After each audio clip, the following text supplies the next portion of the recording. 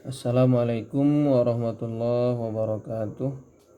Alhamdulillahirabbil alamin. Assalatu wassalamu ala asrofil anbiya'i wal mursalin wa ba'du.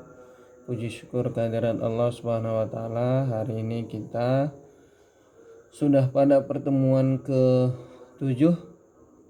Artinya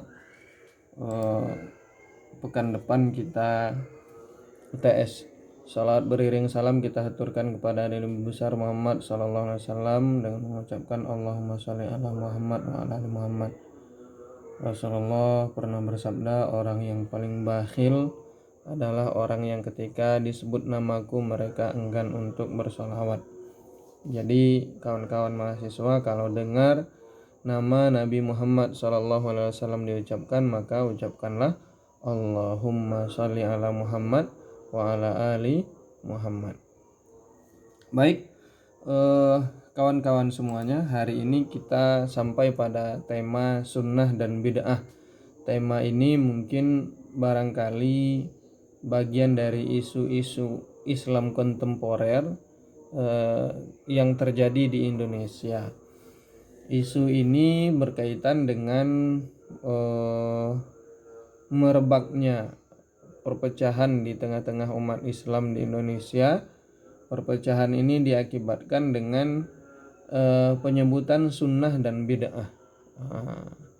Penyebutan sunnah dan bid'ah di sini yang dimaksud adalah beberapa kelompok orang-orang Islam, kelompok-kelompok orang-orang Islam ya, atau kelompok dari orang-orang Islam. Sebagian ada yang mengatakan dirinya yang paling ahlu sunnah, orang yang senantiasa mengerjakan sunnah-sunnah atau mengikuti jalan yang sudah ditentukan oleh Nabi Muhammad SAW.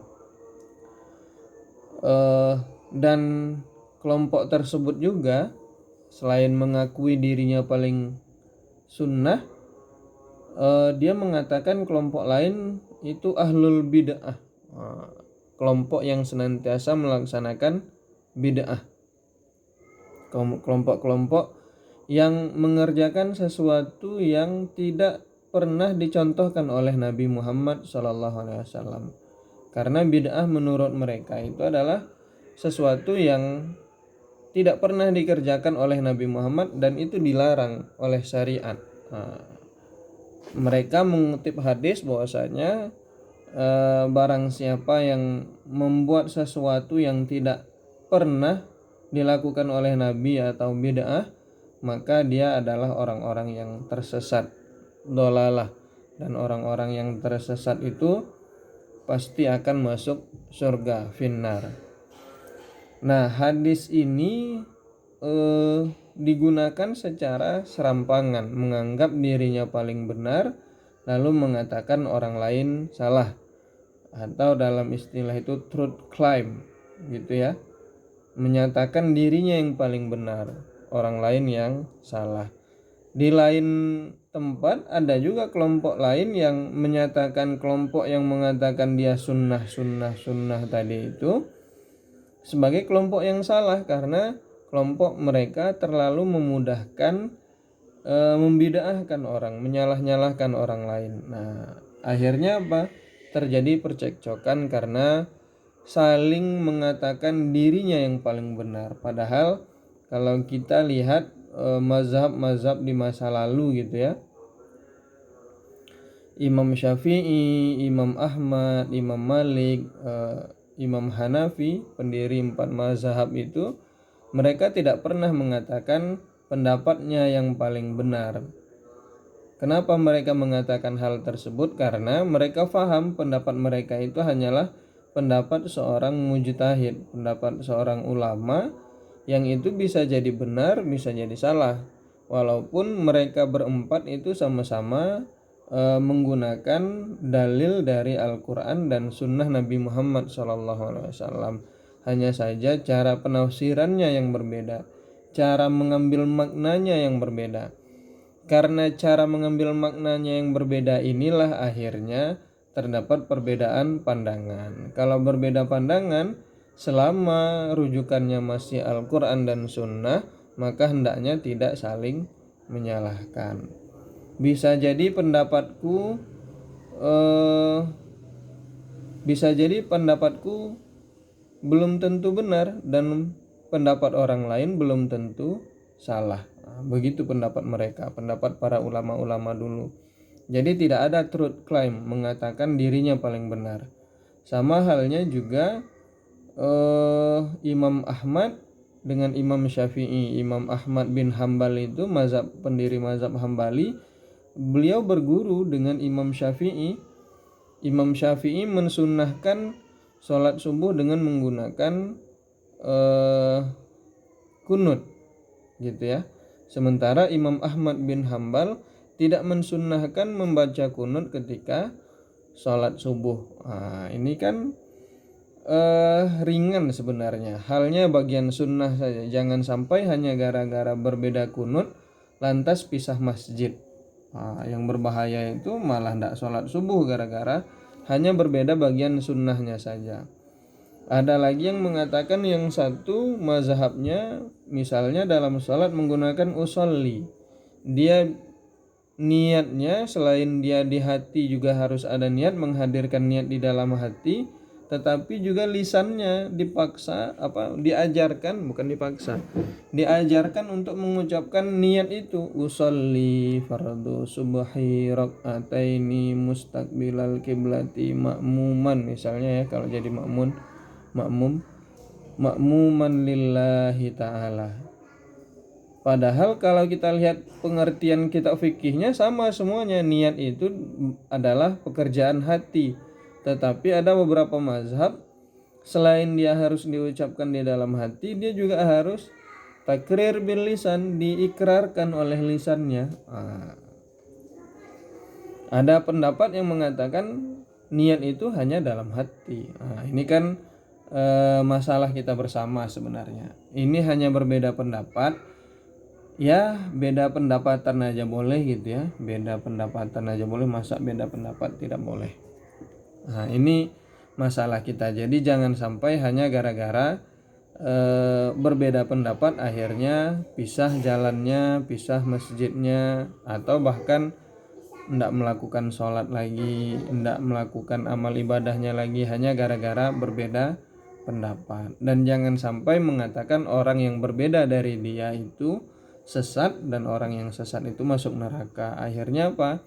Kalau udah sampai ke sana pendapatnya, tentu kunci surga di tangan dia. Dia yang memutuskan ente ke neraka, ente ke surga, lu masuk surga, lu masuk neraka, gitu ya. Nggak kayak gitu Islam. Nah, lanjut kepada materi kita, sunnah dan bid'ah ini, kawan-kawan semuanya, kawan-kawan mahasiswa. Ini yang saya sampaikan tadi adalah problematika yang ada di tengah-tengah kita. Problematika yang sering kita lihat hanya gara-gara hal kecil orang jadi berpecah. Lalu bagaimana pengertian sunnah yang sebenarnya? Nah, pengertian sunnah ini di sini saya tampilkan ada 3 pengertian.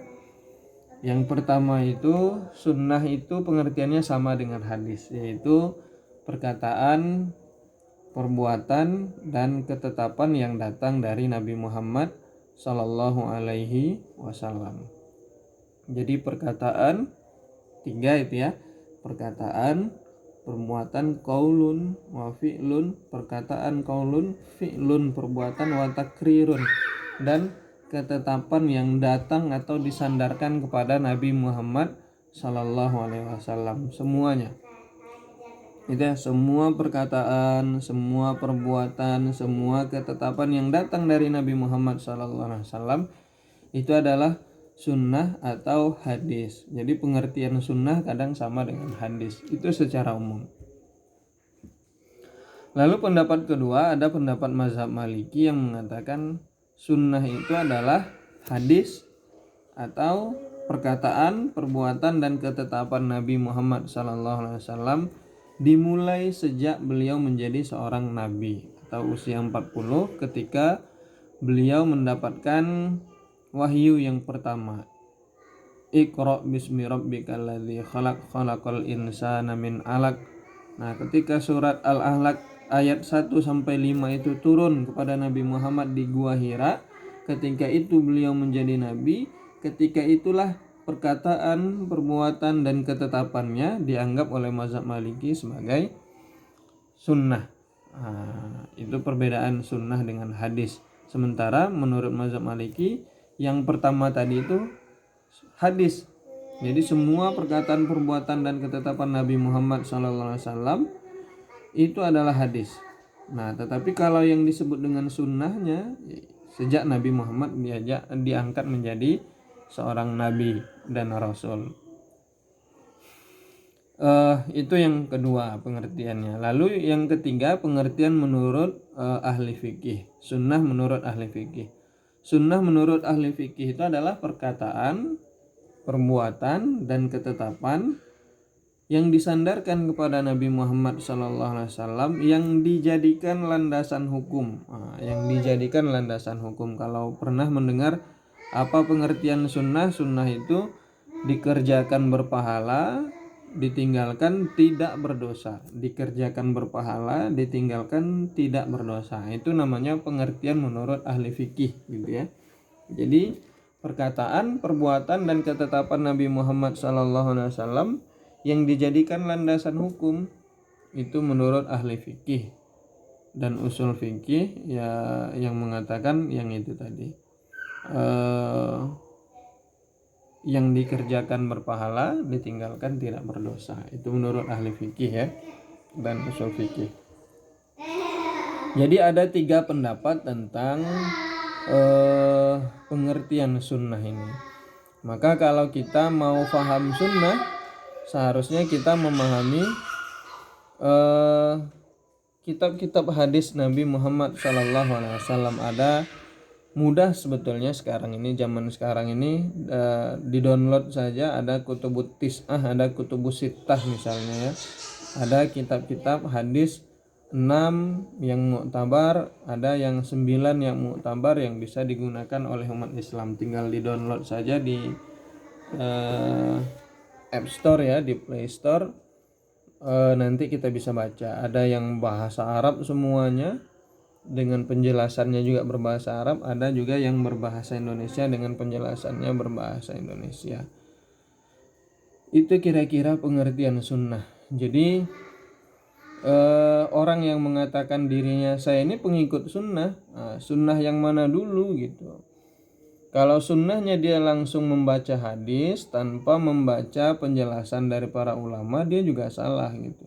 Karena orang yang paling tahu mengenai hadis Nabi dan makna serta cara pelaksanaan hadis Nabi Muhammad SAW atau sunnah dari Nabi Muhammad SAW itu dengan penjelasan para ulama. Jadi kalau ada hadis yang dibaca oleh seseorang, misalnya kita baca kitab hadis Imam Bukhari atau Imam Muslim gitu ya, kan ada Sahih Muslim, Sahih Bukhari gitu. Kita baca kitab hadis itu, kita baca bahasa Arabnya, kita baca bahasa Indonesianya, lalu kita ngerti, kita kerjakan. Salah nggak? Nggak salah sebenarnya. Cuman kalau tanpa ada penjelasan, tanpa ada guru, bisa tersesat kita. Kenapa bisa tersesat? Karena ketika kita mencoba memaknainya sendiri tanpa ada guru yang mengajarkannya, itu akan berbahaya sekali. Maka di dalam Islam itu kewajiban kita itu harus berguru. Kenapa harus berguru? Karena sanad ilmu guru itu bersambung dengan guru-gurunya yang sebelumnya. Kenapa begitu? Karena kok bisa bersambung? Karena begini, dalam Islam ilmu pengetahuan itu dia harus saling menyambung sampai kepada Nabi Muhammad SAW. Contoh kayak hadis-hadis tadi ya. Bagaimana orang mau tahu itu hadis Nabi? Jadi hadis ini kan berkembang, atau sunnah ini kan berkembang pengetahuannya, ilmunya setelah sepeninggal Nabi. Jadi ketika Nabi Muhammad meninggal, orang kan bingung, para sahabat bingung, atau orang-orang yang tidak pernah bertemu dengan Nabi Muhammad secara langsung itu mengalami kebingungan. orang-orang Islamnya. Kenapa bingung? Karena bagaimana sih yang dijelaskan oleh Nabi? Akhirnya mereka bertanya kepada sahabat Nabi yang ulama. Nah, ada banyak sahabat Nabi yang ulama. Kalau mau belajar yang tuntas nanti silahkan belajar secara umum ada dalam kitab I'lamul Muwaqqi'in yang karangan Ibnu Qayyim Al-Jauziyah itu. Dalam kitab itu kan dijelaskan ilmu yang utama itu yang turun dari Allah kepada Nabi Muhammad kepada para sahabat Nabi, dari sahabat Nabi turun ke generasi berikutnya itu tabi'in, dari generasi tabi'in turun berikutnya ke tabi'in dan seterusnya sampai kita sekarang. Artinya apa? Ilmu itu dia harus bersandar kepada Allah secara langsung, kepada Nabi Muhammad secara langsung, kepada guru-guru setelah sepeninggal Nabi Muhammad Sallallahu Alaihi Wasallam. Nah, ini yang kenapa kita harus berguru ketika belajar itu. Dan kalau ada orang yang mengatakan kita harus kembali kepada Al-Quran dan Sunnah tanpa harus mendengarkan penjelasan ulama, ini sesat penjelasannya. Kenapa sesat? Karena hadis yang kita dapatkan itu hasil dari berguru. Imam Bukhari dan Imam Muslim itu bukan orang yang langsung bertemu kepada Nabi Muhammad, tetapi di atasnya ada 4 jenjang lagi sampai kepada Nabi Muhammad. Nah, ini yang harus kita pahami. Gitu ya. Guru Imam Bukhari, guru Imam Muslim itu 2 jenjang sampai kepada Imam Syafi'i. Imam Syafi'i itu ada 3 jenjang sampai kepada ada 3 atau 4 jenjang sampai kepada Rasulullah Sallallahu Alaihi Wasallam. Nah, kayak Imam Syafi'i gurunya adalah Imam Malik. Imam Malik itu di atasnya nanti ada tabi'in, di atasnya ada tabi'in di atasnya ada sahabat. Itulah orang-orang yang ketemu dengan Rasulullah Sallallahu Alaihi Wasallam. Gitu ya. Jadi kita belajar itu memang harus berguru, tidak bisa sendirian. Imam Syafi'i itu hafal ya kitab Muwatta Imam Malik itu, kitab hadisnya Imam Malik, tetapi beliau selain dia hafal, dia harus bertemu dengan Imam Malik, walaupun hanya dalam 2 hari beliau berguru, seminggu yang mengatakan gitu ya, tapi seminggunya kan dia bertemu, lalu dikasih tugas sama Imam Malik. Imam Syafi'i pulang menghafalkan kitab hadisnya dalam 2 hari, lalu kembali lagi ke Imam Malik, dites semuanya tamat. Kayak gitu belajarnya, dites. Setelah dites bisa semuanya, hafal semuanya, mampu semuanya, lalu tamat. Itu orang-orang zaman dahulu ya. Jadi dia boleh menghafal terlebih dahulu tapi harus mendapatkan ijazah dari gurunya. Ini seputar sunnah ya, seputar sunnah. Lalu yang kedua, makna bid'ah itu apa? Jadi kita yang sering mendengarkan orang-orang yang membid'ah-bid'ahkan orang lain ini, apa sih makna bid'ah itu sebenarnya? Bid'ah itu arti secara bahasa adalah sesuatu yang baru atau perbuatan sesuatu yang baru. Nah, dalam istilah artinya itu sesuatu yang tidak pernah dikerjakan oleh Nabi Muhammad SAW. Sebagian ulama membagi menjadi 2. Bid'ah itu ada yang bid'ah dibolehkan, yaitu bagian muamalah. Yang kedua, bid'ah yang tidak dibolehkan, yaitu bagian ibadah. Artinya kalau ibadah itu dia wajib bersumber kepada Rasul secara langsung. Misalnya kita membaca hadis, "Shallu kama ra'aitumuni usolli." Salatlah kalian sebagaimana kalian melihat aku salat. Kayak mana salatnya Nabi? Ya, kita harus dengar hadis atau baca dan mempelajari tafsirnya gitu ya, makna-makna hadisnya dari yang disampaikan oleh para sahabat. Misalnya ada sahabat yang pada satu hari aku sholat di belakang Nabi Muhammad SAW dan aku melihat cara takbirnya begini dan begini gitu. Jadi makanya ada pendapat yang mengatakan begini, karena pernah melihat Nabi Muhammad dari belakang, sahabat itu melihat Nabi Muhammad takbirnya begini. Ada yang mengatakan begini gitu ya, ada yang mengatakan begini, Allahu Akbar. Jadi kalau begitu pendapatnya, sahabat di belakang Nabi itu berbeda-beda menyaksikannya. Nah, karena berbeda-beda menyaksikannya, maka beda hadisnya, beda penjelasannya oleh guru-gurunya dan kemudian sampai ke kita hari ini. Gitu ya. Itu yang berkaitan dengan bid'ah. Lalu para ulama menyimpulkan bid'ah itu adalah perbuatan yang belum ada tuntunannya di zaman Nabi Muhammad. Persoalan bid'ah ini kan menjadi melebar sampai kita hari ini. Melebarnya apa? Yaitu tadi ada orang yang mengatakan dia yang paling benar, dia yang mengikuti sunnah Nabi, yang lain tidak mengikuti sunnah Nabi.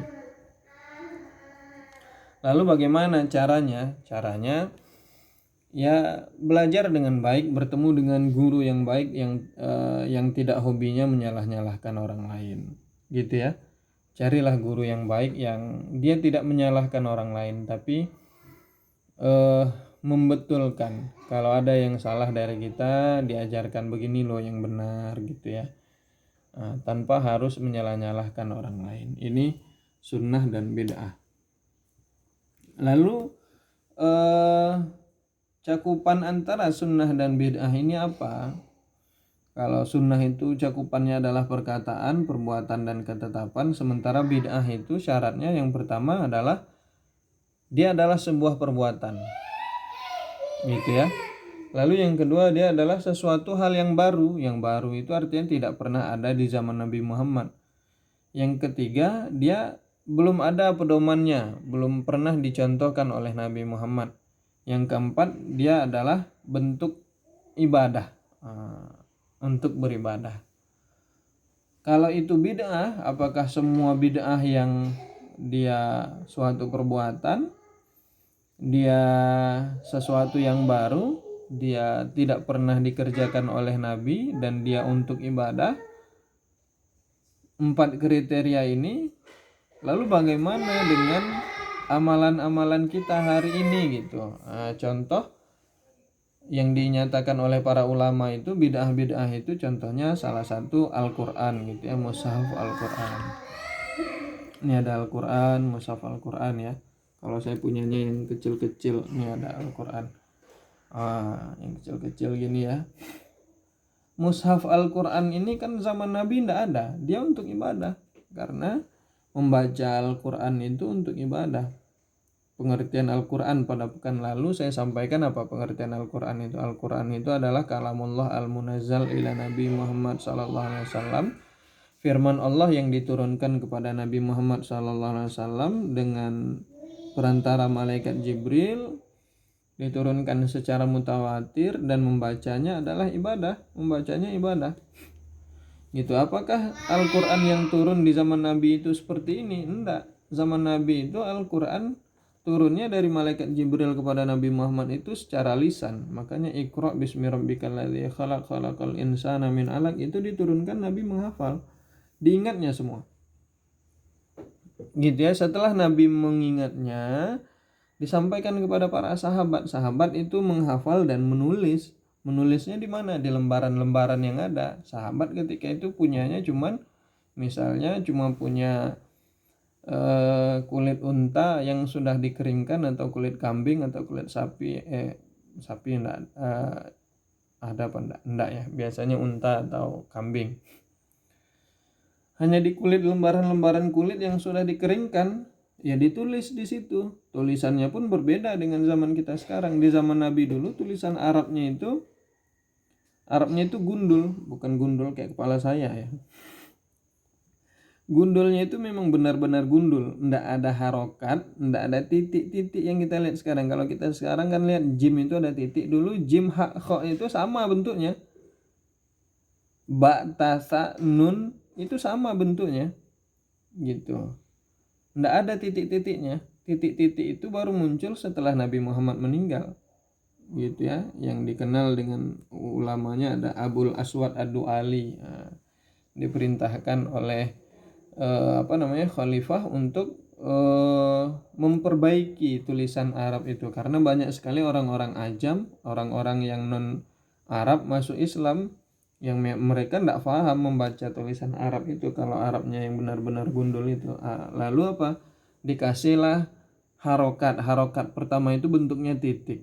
Nah, kemudian titik itu dijadikan tanda pembeda huruf. Lalu barulah timbul harokat yang kita lihat hari ini. Itu sepeninggal Nabi Muhammad baru ada. Lalu Al-Quran itu dikumpulkan jadi satu mushaf begini juga tidak ada di zaman Nabi. Kisahnya nanti saya sampaikan di materi setelah slide ini. Gitu ya. Jadi itu cakupan perkataan cakupan sunnah dan bid'ah. Sunnah itu perkataan, perbuatan dan ketetapan Nabi. Kalau bid'ah itu adalah suatu perbuatan yang baru, yang belum ada pedomannya dan apa? Dia adalah untuk ibadah. 4. Lalu ada berapa banyak yang hal-hal baru dalam Islam? Banyak. Contohnya mushaf tadi ya, ini yang baru saya sampaikan. Mushaf Al-Qur'an ini. Mushaf Al-Qur'an ini kan baru dikumpulkan di zaman Abu Bakar. Jadi ketika Nabi Muhammad SAW meninggal dan Abu Bakar mengatakan harus memerangi orang-orang murtad. Jadi ketika Nabi Muhammad meninggal banyak sekali orang-orang Islam itu murtad, kembali ke agama jahiliyahnya. Kembali menyembah berhala, percaya kepada dukun, syirik dan seterusnya. Lalu juga ada orang-orang yang enggan untuk membayar zakat. Di zaman Nabi Muhammad mereka rajin bayar zakat, tapi ketika Nabi Muhammad meninggal mereka enggan membayar zakat. Nah, orang-orang ini diperangi oleh Abu Bakar. Nah, ketika memerangi orang-orang murtad, orang-orang yang tidak mau membayar zakat ini, akhirnya banyak sekali sahabat Nabi yang penghafal Al-Quran itu meninggal. Di antaranya ada riwayat yang mengatakan 70, ada yang mengatakan 700. Nah, sahabat-sahabat Nabi yang meninggal ini menimbulkan kekhawatiran pada Umar bin Khattab. Jadi yang khawatir itu Umar. Kenapa Umar khawatir? Karena seandainya peperangan ini terus berlanjut, akan habis sahabat Nabi yang penghafal Al-Quran ini. Akhirnya dia mengusulkan kepada Abu Bakar. Dia datang karena dia sahabat senior. Dia datang kepada Abu Bakar karena beliau juga sahabatnya Abu Bakar. Datang pada Abu Bakar, kalau kita baca sejarahnya itu sampai Abu Bakar menarik jenggotnya Umar gitu ya. Umar mengatakan kepada Abu Bakar, wahai Abu Bakar, aku mengusulkan kepada kamu untuk mengumpulkan Al-Quran dalam satu mushaf, dalam satu kumpulan. Jadi mushaf itu artinya kan kumpulan dari lembaran-lembaran. Lembaran-lembaran itu kan sahifah namanya. Lembaran-lembaran ini sahifah. Tapi lembaran zaman dulu bukan kertas gini ya. Lembaran-lembaran dulu itu yang dari tulang-tulang kering gitu ya. Pelepah kurma, dari pelepah kurma itu kalau kita lihat di daerah Sasak Lombok itu masih ada tuh Al-Quran yang dari pelepah daerah mereka itu bukan kurma. Jadi dari pelepah itu ditulis Al-Quran. Per pelepah itu per lembar daunnya itu ya, daun yang sudah kering ditulis di atasnya. Atau kulit pelepahnya itu nanti dibentuk lembaran-lembaran kecil, ditulis di situ, dikumpulin. Hari ini kalau kita lihat di museum masih banyak yang begitu. Nah, Al-Quran zaman dulu itu dalam bentuk lembaran-lembaran itu ya, lembaran yang kulit kering tadi, lembaran dari tulang-tulang kering tadi, dikumpulkan semuanya. Dan dari dada para sahabat, hafalan-hafalan para sahabat, dikumpulkanlah para sahabat yang hafal. Tetapi sebelum sampai di situ, ketika Umar mengusulkan kepada Abu Bakar menolak. Apa kata Abu Bakar? Abu Bakar menolak. Kata Abu Bakar apa? Wahai Umar, apakah engkau hendak menyuruh aku untuk melaksanakan sesuatu yang tidak pernah dikerjakan oleh Rasul?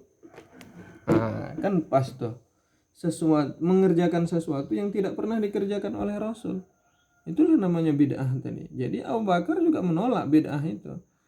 Tetapi karena Umar mampu menjelaskan kepada Abu Bakar, bahaya loh ini seandainya tidak dikumpulkan Al-Quran ini dalam satu mushaf. Meninggal semua para sahabat yang menghafal Al-Quran tadi. Di mana bisa kita mencari Al-Quran lagi kalau tidak dari lisan-lisan mereka? maka mengumpulkannya itu adalah sebuah kemaslahatan. Lalu juga banyak sekali orang-orang Islam yang masuk di zaman Abu Bakar itu adalah orang-orang yang ajam, orang-orang non-Arab.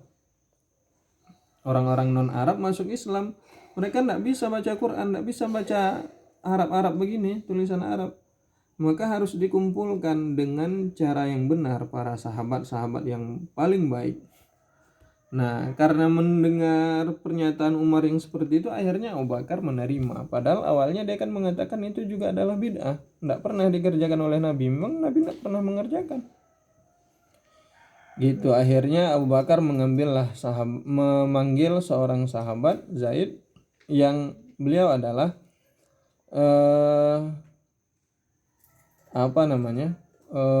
sekretaris utamanya Nabi Muhammad dalam menuliskan Al-Quran. Dipanggil, dijadikan ketua panitia pengumpulan Al-Quran. Jadi zaman dulu udah ada panitianya tuh, dipanggil, dibentuk panitiaan untuk mengumpulkan para sahabat penghafal Al-Quran, lalu ditasih oleh mereka, dikumpulkanlah satu satu Al-Quran, satu mushaf Al-Quran, namanya adalah mushaf ummi. Mushaf ummi itu mushaf induk, gitu ya.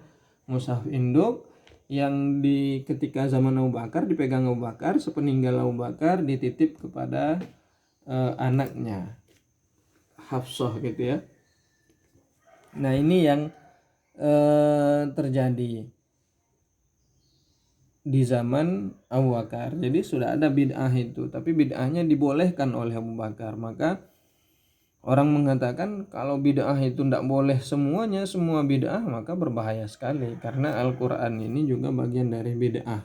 Maka ulama-ulama itu akhirnya menyimpulkan ada bid'ah yang boleh, ada bid'ah yang tidak boleh. Lalu apalagi bid'ah-bid'ah zaman sekarang untuk ibadah? Tahun Hijriah misalnya, tahun Hijriah itu juga prakarsa dari Umar, baru ada di zaman Umar bin Khattab. Kalau kita baca sejarahnya, tahun Hijriah itu di zaman Nabi belum ada penyebutan tahun Hijriah. Jadi sampai Nabi Muhammad meninggal, sampai Abu Bakar meninggal tuh tahun Hijriah belum ada. Kapan adanya? Baru ada ketika Umar bin Khattab menjadi khalifah. Umar mengusulkan untuk memperbaiki tradisi yang baik di dalam Islam dan untuk menghindari mengikuti orang-orang kafir yang ketika itu menggunakan tahun dihitung berdasarkan kalender matahari Gregorian, yang kita hari ini pakai kalender Masehi, gitu ya. Untuk menghindari itu maka dibuatlah kalender Hijriah yang perhitungannya berdasarkan bulan mengelilingi bumi. Jadi beda jumlah harinya. Kalau bumi mengelilingi matahari itu 365, kalau tahun Hijriah itu 360, bedanya 5 hari. Makanya kalau tahun Hijriah itu tidak pernah ada sampai tanggal 31. Kalau Masehi kan ada tanggal 31-nya. Kita Hijriah itu 2930 gitu. Gitu ya. Nah, ini kan berkaitan dengan ibadah, penentuan awal puasa, penentuan awal Syawal ya, Idul Fitri, Idul Adha, haji, dan seterusnya kita gunakan. Bahkan kita menganggap itu sebagai bagian dari ibadah. Kalau di Indonesia malah ada hari liburnya lagi, 1 Muharram, tahun baru Hijriah. Nah, kan dianggap seakan-akan itu adalah ibadah. Padahal dia sesuatu yang dibuat-buat oleh Umar bin Khattab yang belum ada di zaman Nabi Muhammad, tidak ada panduannya. Lalu apakah tahun Hijriah mau dibilang bid'ah? Ada lagi banyak, salawatan, maulid Nabi, yasinan, kenduri, takziah malam pertama, kedua, ketiga, dan seterusnya. Apakah semua ini mau dibilang bid'ah, dhalalah, sayyi'ah, finnar, gitu ya? Tentu tidak bisa kita langsung bilang begitu. Kayak yasinan. Yasinan itu apakah dilarang? Memang tradisinya tidak ada di zaman Nabi, gitu ya. Tapi menghilangkan tradisi yang ada dengan sesuatu yang menimbulkan keharaman juga berbahaya, gitu. gitu ya. Nah, itu tradisi yang ada di Indonesia, yasinan. Di tempat lain kan kita enggak ketemu tuh yasinan, cuman ada di Indonesia. Kalau salawatan adalah di mana-mana juga ada. Gitu ya. Mau di Saudi, mau di Mesir, mau di mana-mana, di negara-negara yang mayoritas muslim, salawatan ada. Nah, tapi kalau yasinan itu khusus ada di Indonesia. Nah, bagaimana dengan yasinan? Apakah dia haram? Ya gimana mau bilangnya haram? Orang baca yasin haram enggak? Enggak, karena bagian dari Al-Quran. Orang berkumpul untuk bersilaturahim, memberikan makan, boleh enggak? Boleh. Gitu ya. Nah, maka kalau kita bilang yasinan haram ini kan berbahaya nih. Berbahaya maksudnya apa? Ya tradisi apa yang baik yang bisa diletakkan pada masyarakat. Mereka bersilaturahim, bahkan mereka kadang membaca Quran itu ya cuman pas yasinan itu aja, dan itu pula mau kita bid'ahkan. Kapan lagi mereka mau baca Quran? Ini kan berbahaya sekali kalau kita haramkan atau kita bid'ahkan. Oh, sesat ini, masuk neraka ini. Ini kan berbahaya. Berbahayanya itu tadi karena tradisi di masyarakat kita itu merupakan tradisi yang baik. Nah, tradisi yang baik ini apakah harus diharamkan gitu? Apa ndak ada diskusi lain yang bisa membuat hukumnya itu oleh para ulama disampaikan hukumnya? Kalau ustadz-ustadz yang membidah-bidahkan itu oke lah, mereka lulusan luar negeri LC gitu misalnya ya. Terus mereka hanya kerjanya ceramah dari masjid ke masjid, udah sibuk itu. Tapi masyarakat yang yang hari-harinya begitu-begitu aja gitu, nggak pernah baca Quran kecuali pas yasinan itu. Tiba-tiba dibid'ahkan, kapan lagi mereka membaca Quran? Mereka nggak sempat ngumpul-ngumpul silaturahim itu karena sibuk bekerja. Sementara masyarakat itu begitu, sempat dia bersilaturahim, bertetangga, mengurus jenazah dan seterusnya. Lalu mereka bisa yasinan, berkumpul bersama, bercerita, bersilaturahim, saling memberikan makan dan seterusnya. Menasihati yang baik-baik, berkumpul di tempat yang baik, membicarakan yang baik, daripada nongkrong di warung kopi, main gaple atau main domino dan seterusnya. Kalau ada tradisi yang baik, apakah dia harus dibid'ahkan dan dilarang? Seperti apa? Ini kan perlu penjelasan dari para ulama. Nah, ini diantara amal-amal yang dibid'ahkan, tetapi ada yang diterima, ada yang ditolak oleh sebagian kelompok. Kalau semua kelompok itu menerima Al-Quran, walaupun itu kumpulan mushaf yang kita baca seperti ini kategorinya bid'ah, tapi semua mazhab menerima. Gitu ya, tidak ada mazhab yang tidak bersepakat. Al-Quran ini sepakat boleh dibaca, boleh digunakan, boleh diamalkan. Tetapi beda dengan hal-hal yang lain. Kayak tahun Hijriah itu semua ulama sepakat menggunakannya. Semua umat Islam sepakat menggunakannya. Tapi ketika ada tradisi-tradisi yang berkaitan dengan ya kebiasaan satu daerah, kayak kita yasinan gitu ya, takziah malam pertama, kedua, ketiga, 7, 14, 21, 100, 40, 100, 1000. Nanti ada haul lagi ya. Haul itu memperingati setahun meninggalnya Kiai A, 2 tahun, 3 tahun, 100 tahun, 1000 tahun memperingati meninggalnya Kiai A dan seterusnya. Nah, ini kan perlu kita diskusikan apakah benar-benar haram jatuhnya atau hanya makruh atau sesuatu yang harus dihindarkan dan seterusnya. Nah, lalu ada bentuk-bentuk bid'ah. Bagaimana bentuk-bentuk bid'ah dalam Islam? Bentuknya yang pertama dari aspek substansi dalam syariat, ada bid'ah hakikiyah, ada bid'ah idhofiyah. Bid'ah yang tidak disandarkan kepada dalil yang mu'tabar itu bid'ah hakiki. Memang tidak ada dalilnya sama sekali. Dalil yang mu'tabar itu apa? Mu'tabar itu ada 4. Yang pertama Al-Quran, yang kedua sunnah, hadis, yang ketiga adalah ijma, yang keempat adalah kias, analogi. Analoginya tentu bukan orang kayak kita yang menganalogi ya, harus ulama. Kalau kayak kita nih ndak boleh menganalogi, oh ini boleh kayaknya, oh ini ndak boleh. Itu ndak kerjaan kita tuh. Karena kita ndak sampai ilmunya ke situ, ngomong bahasa Arab aja ndak ngerti, gimana mau memutuskan hukum gitu ya. Nah, lalu ada bid'ah idofiyah yang asal hukumnya itu ada dalam syariat, tapi cara pelaksanaannya itu ndak ada. Nah, contohnya kayak yasinan tadi. Asal hukum membaca Al-Quran apa? Wajib malah bagi orang Islam. Lalu baca yasin apa? Boleh enggak? Boleh. Tapi yasinan gimana? Ini caranya.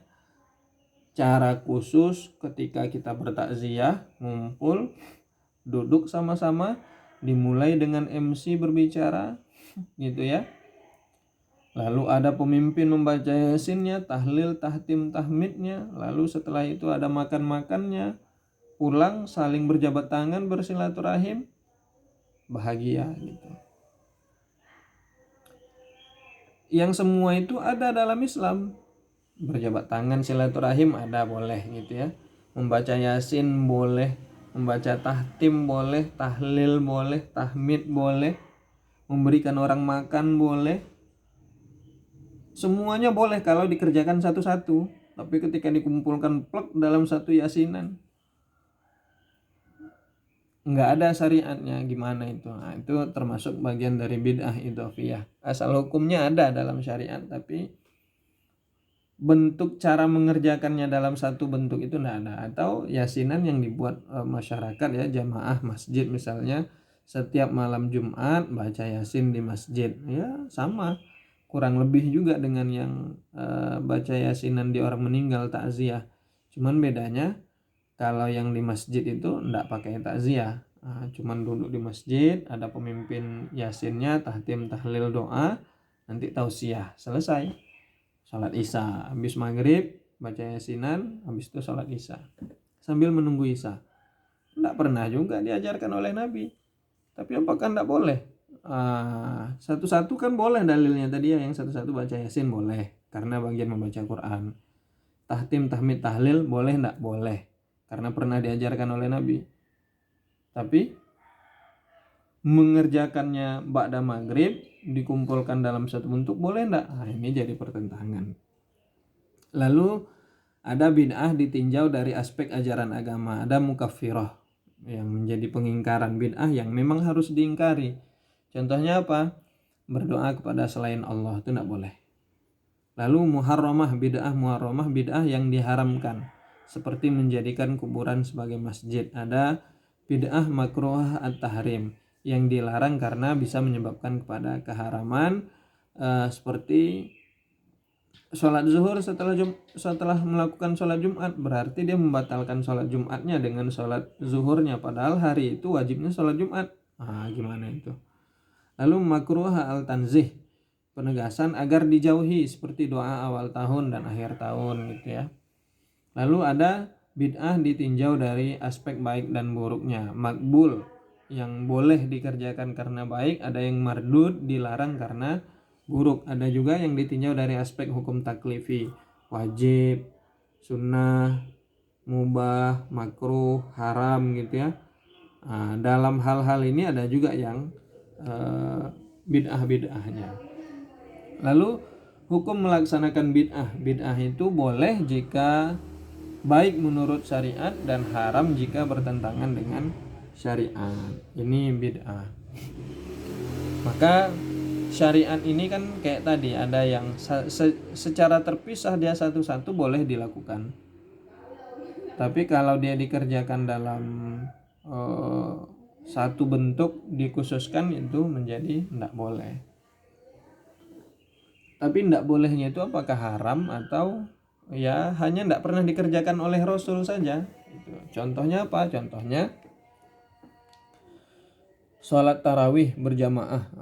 Kita kan setiap Ramadan tarawih berjamaah tuh. Tidak pernah dikerjakan Nabi. Nabi melaksanakan tarawih itu cuma 3 kali dalam satu Ramadan. Jadi tiap Ramadan itu 3 kali lah Nabi sholat, dan itu tidak berjamaah di masjid. Kenapa? Sahabat kan bertanya, kenapa ya Rasul engkau tidak melaksanakan sholat tarawih setiap malam di masjid setiap malam bulan Ramadan. Nabi mengatakan apa? Karena aku takut khawatir kalau itu nanti dijadikan sebuah kewajiban oleh umatku, kata Nabi Muhammad. Karena dia tidak wajib, dia sunnah saja. Di zaman Umar diganti sama Umar. Kenapa? Karena pendapat Umar berbeda. Pendapat Umar, kalau tidak dikerjakan secara berjamaah, umat tidak ada ini yang mengerjakan di rumah. Siapa yang menjamin masyarakat muslim ini yang sholat tarawih di rumah? Maka dikerjakanlah berjamaah di masjid. Karena tidak ada yang bisa jamin. Kalau zaman Nabi, ya sahabat itu apa yang diajarin dikerjain semua. Contoh Ibnu Umar atau Abdullah bin Umar itu mengerjakan semuanya yang dikerjakan oleh Nabi. Bahkan di sebuah padang pasir sepeninggal Nabi Muhammad, dia berjalan di padang pasir lalu dia mengelilingi sebuah batu 3 kali. Ditanya oleh para sahabat, apa alasan kamu mengelilingi batu itu 3 kali? Karena Ibnu Umar pernah berjalan sama Rasul di tempat itu, di batu itu, Nabi mengelilingi batu itu 3 kali. Akhirnya apa? Dia ikuti. Karena apa? Nabi mengerjakan yang sama gitu. Ibnu Umar itu adalah sahabat Nabi yang mengerjakan semua pekerjaan Nabi tanpa berpikir lagi gitu. Apa yang dikerjakan Nabi, it's okay, saya ikuti gitu ya. Nah, maka sama halnya dengan Abu Bakar tadi, dia tidak akan berani mengerjakan sesuatu yang tidak pernah dikerjakan oleh Nabi, karena Abu Bakar adalah sahabat yang paling dekat dengan Nabi Muhammad. Ini dia. Jadi apakah sesuatu yang tidak pernah dikerjakan Nabi tadi menjadi haram hukumnya? Itu kita perlu bertanya kepada para ulama dan para ustadz-ustadz yang memang tugas mereka lah yang menjelaskan kepada masyarakat.